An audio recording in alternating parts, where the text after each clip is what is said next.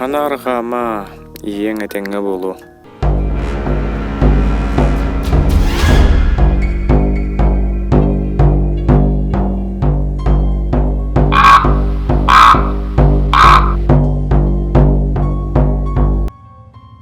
Алло, ма. Ты как? Как самочувствие? Представляешь, а меня уже выписывают. Правда? Да, и боль ушла как по волшебству. И анализы все хорошие. Знаешь, родная, мне этой ночью приснился какой-то странный сон. Как будто ворон меня спас из объятий темных сил. Ворон.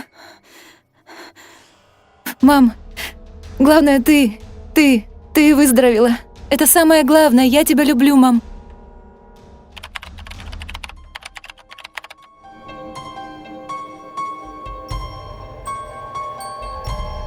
Шаманы, избранники небес и духов.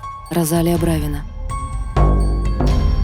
Шаманы обладают сверхъестественной способностью вступать в прямое общение с духами. Шаман приобретал умение превращаться в животных и птиц. Он исцелял людей, которых не могли вылечить врачи. Сенсационная книга «Шаманы. Избранники небес и духов». Приоткрой завесу тайн древнего и загадочного мира шаманов. Прикоснись к познаниям, идущим из глубин веков.